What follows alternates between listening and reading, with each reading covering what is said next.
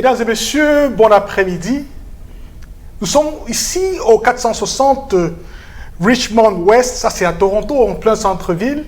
Nous sommes dans les locaux de ADN, Africa Development Network. Et bien entendu, c'est la première rencontre que nous allons comme ça avoir avec les représentants de l'organe de gouvernance de ADN, Africa Development Network.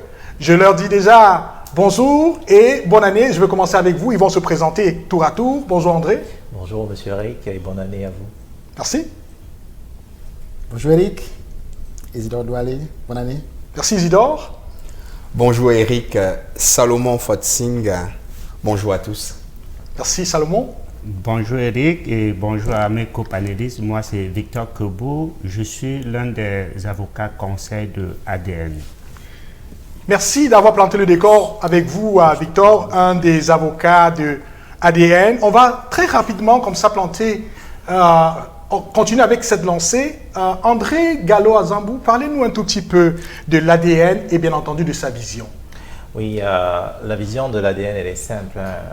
L'ADN, c'est Africa Development Network, c'est un réseau, c'est simplement un réseau.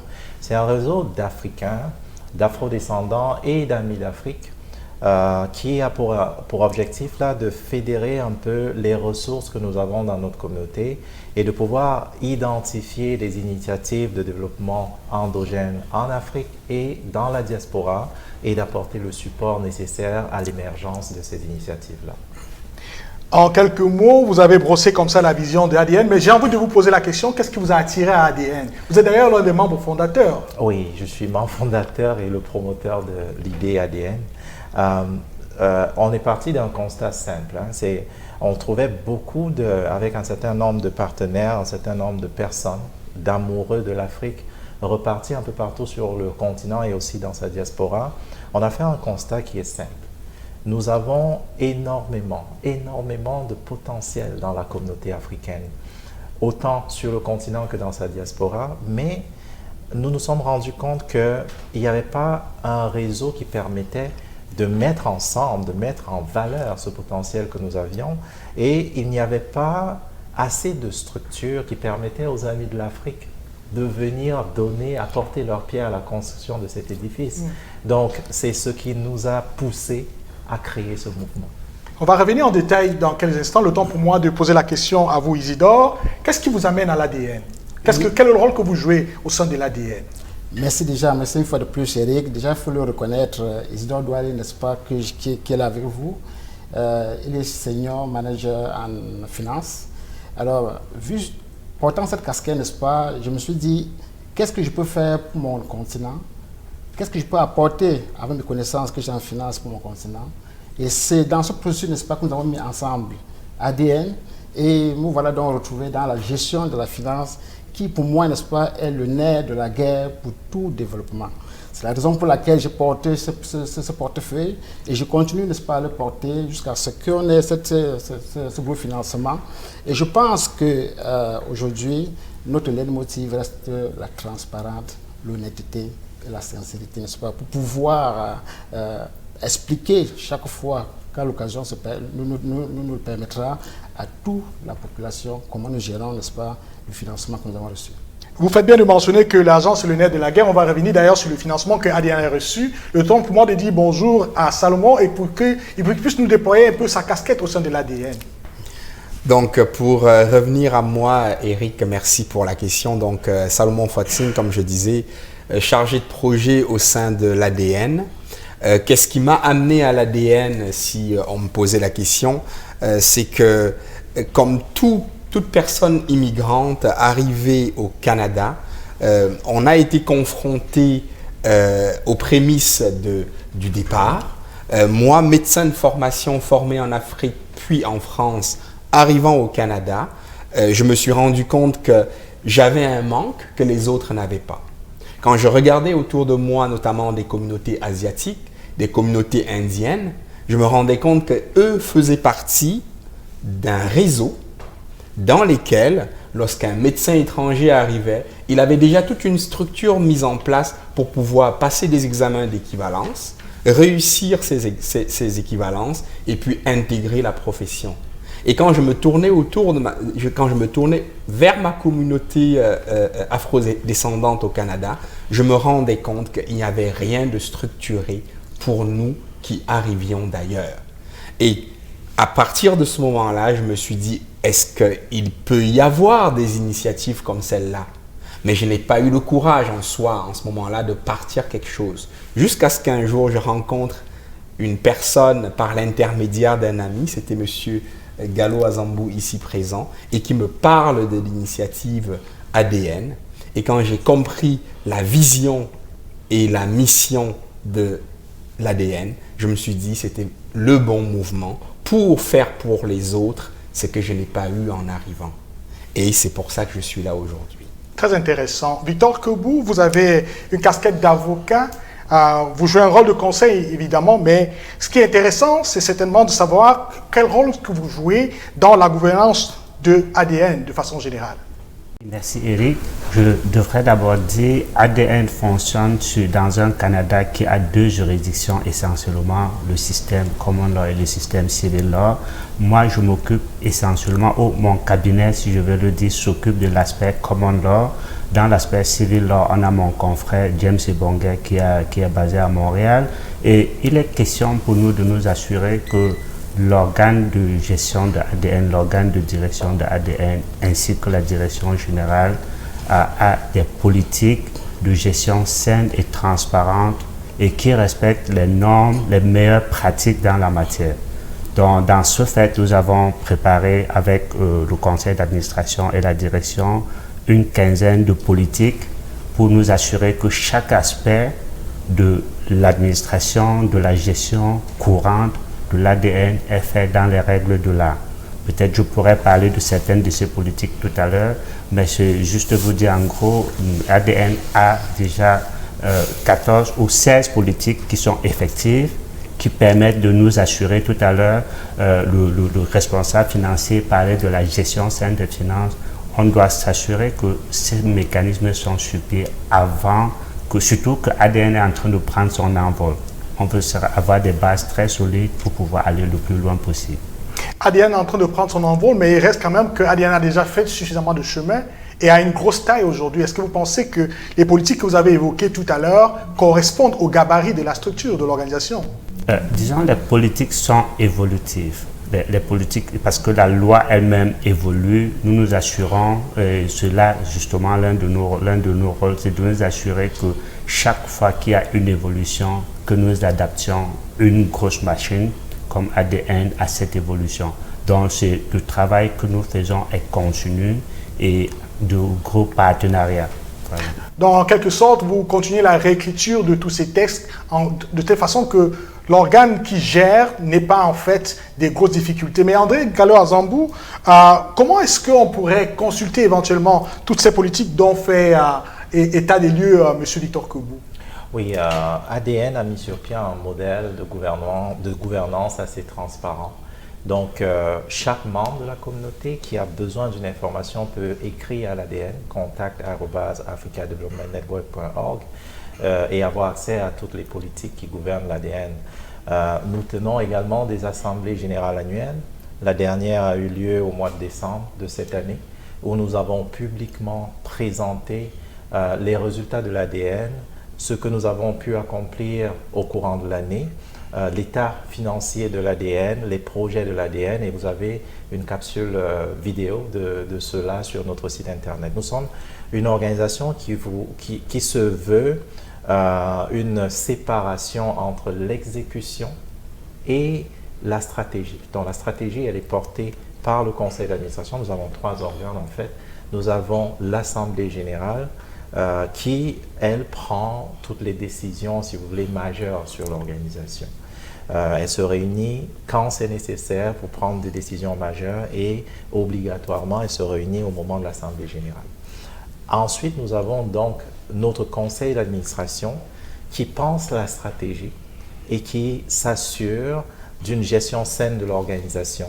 Et en bas de ce conseil d'administration, nous avons donc une direction générale et un organe exécutif qui a pour mandat d'implémenter la vision du conseil d'administration. Donc, c'est 3 instances vraiment séparées qui ont des fonctions très spécifiques et qui permettent aujourd'hui à l'ADN, et depuis sa création d'ailleurs, de jouir d'une certaine crédibilité, autant au niveau de la population elle-même qu'au niveau des bailleurs de fonds.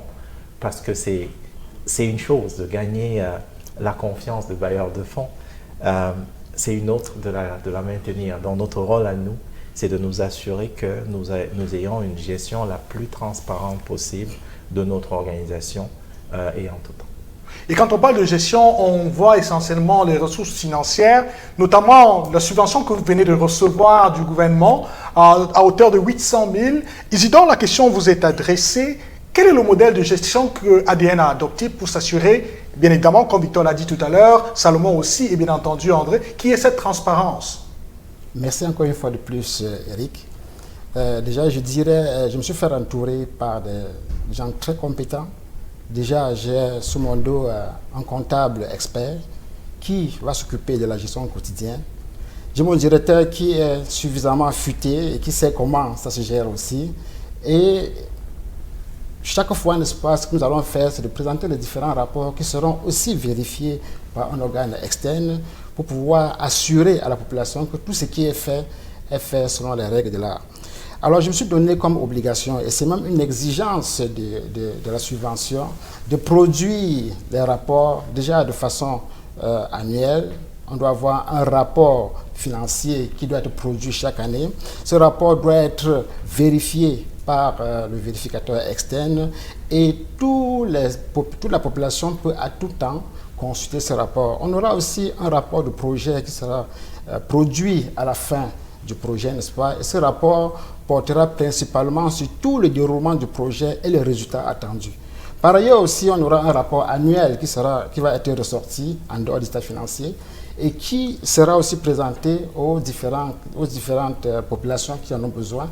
Donc, ce rapport sera disponible en tout temps et accessible par tous. Nous avons aussi mis en place, comme disait notre collègue Victor, des politiques pour gérer ces finances. Vous avez par exemple une politique qui porte exclusivement sur l'approvisionnement, une politique qui porte exclusivement sur la carte de crédit. Tout ça, c'est en tout temps pour s'assurer que le fonctionnement respecte les règles. Et aussi, sur notre banque, n'est-ce pas, on a mis une procédure d'autorisation. Ça veut dire que les fonds ne sont pas débloqués de façon systématique. Il y a d'abord une étude qui se fait au niveau du conseil d'administration, une autorisation qui est faite en fonction du montant qui sera accordé et un suivi des dépenses faites avec et surtout les preuves et les justificatifs, n'est-ce pas, de ces dépenses. Donc voilà un peu succinctement présenter un peu comment ces fonds seront gérés et la réduction sera faite de façon claire, n'est-ce pas, en tout temps, aussi bien au ministre qui a accordé ces fonds qu'à la population. Merci beaucoup Isidore. Je me tourne vers vous maintenant Victor. 800 000, c'est quand même une somme colossale. Et tout à l'heure, vous avez parlé du fait que ADN se déploie dans plusieurs juridictions au niveau du Canada. Est-ce que, en fonction de ce que Isidore vient de donner comme détail sur la gestion financière, est-ce que vous vous retrouvez dans le modèle dont vous avez évoqué tout à l'heure et naturellement les politiques que votre collègue et vous êtes en charge de rédiger pour ADN? Je me retrouve parfaitement dans ce que mon ami Isidore vient de mentionner.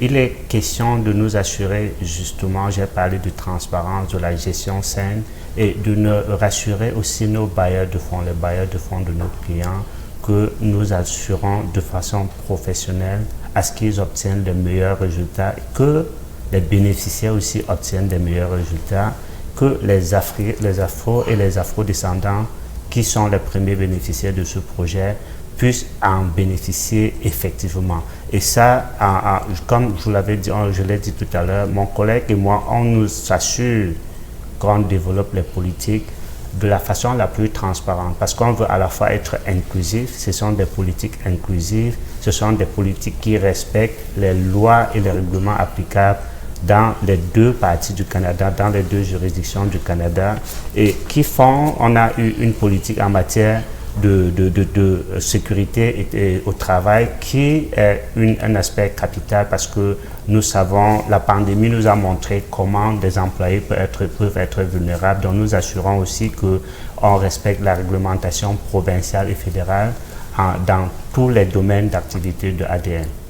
En somme, un très bel encadrement pour les domaines d'activité. Salomon, parlez-nous un tout petit peu des initiatives que ADN a déjà mis sous pied ou alors qu'elle envisage mettre sous pied. Ben, merci Eric pour la question. Oui, donc en termes d'initiatives, je vais revenir encore et citer entre autres l'initiative African Listen Connect avec la série de conférences qu'on fait en ce moment. Il y en a plusieurs qui ont déjà eu lieu, notamment des conférences qui portaient sur l'acquisition de l'immobilier, des conférences sur tout ce qui est accès à l'école de médecine pour les minorités noires, des conférences qui portaient sur la politique, sur comment est-ce qu'on accède à la politique au Canada. Et comme je disais tout à l'heure, il y a d'autres conférences qui s'en viennent et on espère avoir un auditoire assez large pour ces conférences-là. Des très belles initiatives. Je me tourne vers vous, André Gallo-Azambou. Si je suis en train de vous écouter en ce moment donné, je vais certainement me poser la question, comment est-ce que je fais pour me retrouver dans le projet ADN en tant qu'Africain, en tant qu'Afro-descendant ou en tant qu'ami de l'Afrique? Comment est-ce que je fais pour me retrouver dans le projet que vous portez? Ou alors, plus important, qu'est-ce que je gagne en m'associant ou alors en m'initiant, en me rapprochant de vous? Oui, mais si on regarde qu'est-ce qu'on gagne, on s'éloigne un peu de la vision de l'ADN. La vision de l'ADN est une vision qui nous amène à nous poser une autre question. Qu'est-ce que je fais pour mon continent? Qu'est-ce que je fais pour les Afro-descendants qui sont sur le continent ou qui sont dans la diaspora avec ce que j'ai comme talent? Voilà le genre de question à laquelle les amoureux de l'ADN, les amoureux de l'Afrique qui contribuent pour l'ADN viennent apporter des réponses. Maintenant, une fois qu'on s'est posé cette question, on se rend compte que chacun à son niveau a un talent. Absolument. Chacun à son niveau peut apporter quelque chose. Je peux être un expert de la technologie et décider de mettre mon savoir au service de l'ADN pour pouvoir développer des pans de la technologie de cette organisation ou alors apporter des solutions technologiques aux populations africaines, qui soient sur le continent ou bien dans la diaspora. Je peux être un architecte et décider de dire il y a des projets de nouvelles villes dans tel pays ou dans tel autre pays de l'Afrique où je peux apporter ma contribution et passer par l'ADN. Je peux être un financier et décider de dire je veux apporter des ressources financières au projet de développement. Je vais soutenir les entrepreneurs par cela. Je peux être un chercheur et décider de dire je vais mettre mon expertise au service du développement de ma communauté. Donc, si on se pose la question qu'est-ce que je vais gagner, on ne se pose pas la bonne question. Maintenant, il y a des bénéficiaires des services de l'ADN qui sont les populations que j'estime vulnérables de nos communautés qui ont besoin de ces supports et c'est pour ça qu'on a besoin de tous ces talents réunis autour de l'ADN. Une très très belle façon de mettre en orbite comme ça le travail que ADN réalise. Tout à l'heure, vous avez parlé des différentes instances de gouvernance de ADN, mais il va sans dire que vous travaillez aussi avec des partenaires. Est-ce qu'il y a des partenaires que très rapidement, comme ça, vous voulez évoquer avant qu'on ne puisse mettre un terme à ce bref échange? Oui, mais ce serait... je ferais beaucoup de jaloux si je commençais à les citer parce qu'en fait, ADN est un réseau de réseaux. Ça veut dire qu'on a beaucoup de partenaires. Il y a quand même des partenaires qui sortent du lot de par leur contribution exceptionnelle au parcours de l'ADN. Il y a le gouvernement fédéral, de par le support qu'il nous apporte tout le temps. Il y a un certain nombre de politiques canadiens qui apportent leur support direct à l'évolution de l'ADN. Il y a le Conseil de la coopération de l'Ontario qui nous aide à structurer le modèle de gouvernance de l'ADN pour répondre aux aspirations que nous avons. Parce qu'aujourd'hui, on dit 800 000, c'est beaucoup d'argent, mais j'ai envie de vous dire, ce n'est pas de l'argent du tout. Ce n'est pas de l'argent du tout par rapport aux besoins que nous avons dans notre communauté.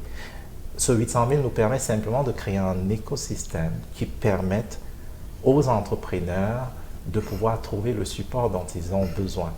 ADN travaille présentement à un deuxième palier de soutien qui serait l'accompagnement financier. Il nous faut à un moment donné avoir un fonds d'investissement pour les entrepreneurs africains. Il nous faut à un moment avoir une banque africaine pour le développement de la diaspora. Ce sont de grosses initiatives que porte l'ADN et puis nous pensons sincèrement que plus le temps avance, plus nous mettons en place un certain nombre de partenariats qui nous permettront demain de dire voilà à Toronto ou à Montréal l'enseigne d'une banque africaine portée par les afrodescendants. Une très belle vision pour les Africains, pour les afrodescendants, mais aussi avec le soutien des amis de l'Afrique. Quel est le message que vous aurez à leur endroit, par exemple, pour ceux qui sont un tout petit peu sceptiques encore, ou alors qui n'ont pas une bonne compréhension de ce que c'est que le projet ADN? Je crois que les panélistes ont parlé de transparence et d'ouverture. Il est question pour chaque membre de la communauté de se rapprocher de ADN pour voir ce qu'il peut gagner. Le président a dit tout à l'heure, on ne gagne pas, mais il a aussi mentionné les personnes vulnérables, c'est pour les personnes vulnérables. Donc, en tant que juriste, oui, nous parlons de questions de droit, mais nous savons que les droits s'appliquent aux hommes. Donc, nous accompagnons ADN pour servir cette population. Rejoignez-nous le plus tôt possible parce qu'il y a de belles initiatives qui s'en viennent et on ne saurait avancer sans être ensemble. Très bien. Isidore? Oui, je t'ai dit à la population, voilà enfin ADN qui est créé. C'est le seul moyen pour nous, bon, je dirais un des moyens pour nous, n'est-ce pas, de nous mettre ensemble pour participer à notre développement, pour contribuer à notre développement individuel et en tant que groupe. J'encourage, n'est-ce pas, tout le monde à se joindre à ADN et sachez que les finances de ADN sont gérées avec transparence et sécurité.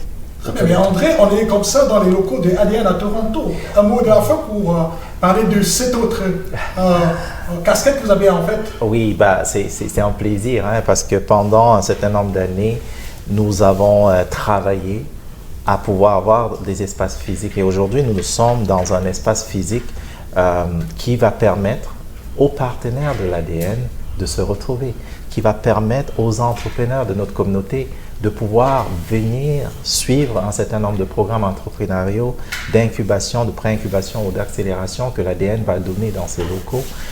C'est une base importante et nous ne pouvons manquer de souligner l'apport du CCO, le Conseil de la coopération de l'Ontario, et des Caisses des Jardins dans l'accomplissement de cette première acquisition majeure pour l'ADN. Nous allons travailler avec notre direction à pouvoir sécuriser d'autres endroits dans le Canada pour l'ADN. Nous travaillons sur une piste pour d'abord pour Ottawa dans les mois à venir et un peu plus loin dans l'année sur Montréal. L'idée, c'est de pouvoir avoir sur du long terme des enseignes ADN partout dans le Canada dans un premier temps et pourquoi pas des représentations ADN un peu partout dans le monde. Le moins qu'on puisse dire, c'est qu'il y a du travail en perspective et bien entendu, l'organe de gouvernance de l'ADN est paré. Ils sont prêts pour mener à bien cette tâche et il vous suffit simplement de les rejoindre. Donc, vous savez très bien que vous pouvez rejoindre l'ADN à travers ces différentes plateformes digitales, son site web, mais bien entendu à travers le courriel aussi. Alors, ADN, c'est pour vous, vous les Africains, vous les Afro-descendants, vous les amis de l'Afrique. Merci d'avoir été avec moi pour cet entretien. Je vous souhaite un très bel après-midi et on se donne rendez-vous pour un prochain échange de ADN, African Development Network. Bonjour, je m'appelle Eric Kende.